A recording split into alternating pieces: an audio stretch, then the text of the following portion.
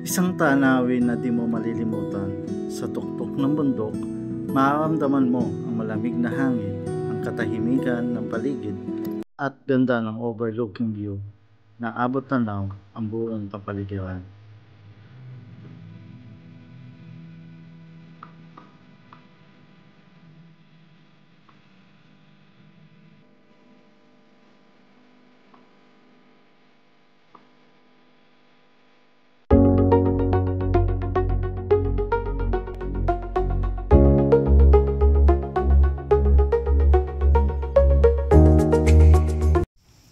Okay, good morning. So this is the uh, second video of this property. Ito po yung property na matatagpuan sa Barangay Villajeda, Lopez Quezon. So kalsada, pinakita po natin kanina. So ito po yung right of way na madadaanan po. So may right of way po dyan, nandiyan sa may puno ng niyog. So pababa po siya, yan po yung pinabutas ko na right of way papunta dun sa property. Abangan po ninyo ang aming pagbisita dun sa lote. Thank you so much. Okay, so ito po yung right of way ng property na pupuntahan natin. So yung dulo na nakikita ninyo, yung sa may saging doon. So part na po yun ng property na ating binebenta. More or less po mga 5 minutes nandun na po tayo sa lote. 3 meters po ang right of way ninyo pwedeng i-develop. Dito po sa loob may mga develop na pong property. Kaya may mga kapitbahay na po kayo dito kasi may mga bahay dito. May source na din po ng kuryente. So ito po ay bayan ng Lopez. Ito pong binibenta natin ay kalahating hektarya o 5,000 square meter. Pwede po tayong mag-subdivide ng 1,000 square meter dito sa property. So ibig sabihin 5 lots po ito. Di-divide po natin ng 1,000 square meter yung 5,000 square meter na property. So yan, kung mapapansin po ninyo, yan nilalakadan natin. Part po yan ng right of way. Ang right of way po dito ay wala tayong magiging problema kasi ito po ay documented na. Yon, may kapitbahay po tayo dyan. Ito na po yung property.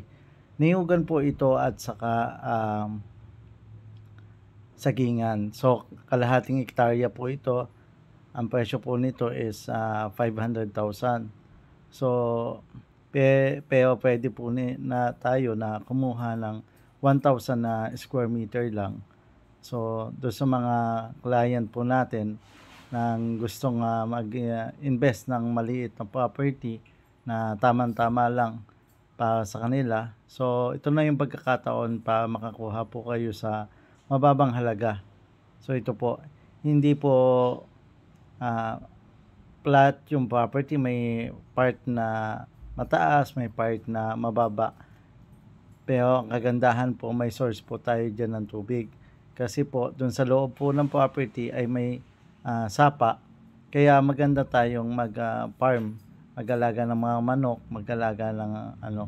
Ang maganda po dito ay dun sa part na pantay, dun po kayong magbabahay. Napakaganda po dito sa property ito kasi lahat ng klase ng halaman naman ay tumutubo. Kaya madali tayo makapagparami ng mga halaman pag gusto po ninyo. Kaya naman po itong i-establish. Ulitin ko po, ito po ay 5,000 square meter. Galing po ito sa, hinati lang po siya sa 2.2 hectares. Kasi yung 5,000 square meter lang po ang nabili ko. So kaya ako po yan ay pinagbibili dahil sa kinakailangan natin sa pangnegosyo. Yan na po yung tubig nung property. So yan, kaya makikita po ninyo na may source na po ng water. Maganda ito sa mga baguhan nagpa-farm. Kailangan lang palinisan ito.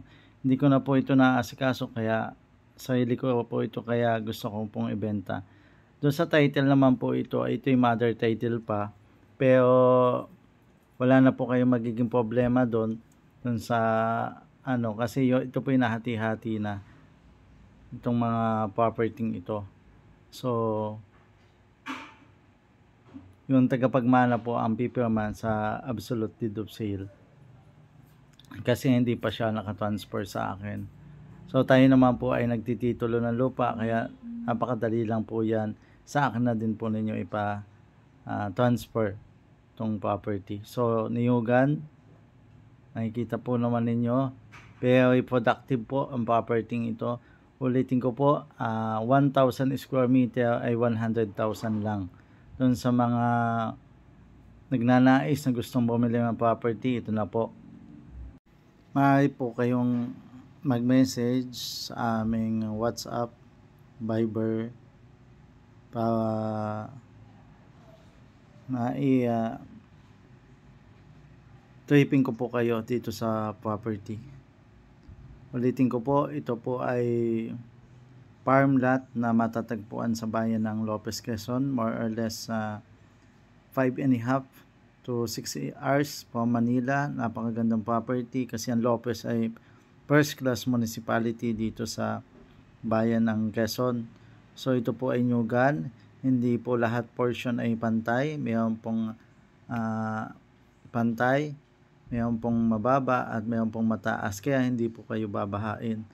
So ang property po ay may sapa doon sa loob ng lote na pwede ninyong i-develop sa napakababang halaga, 1,000 square meter sa halagang 100,000 pesos. Thank you so much.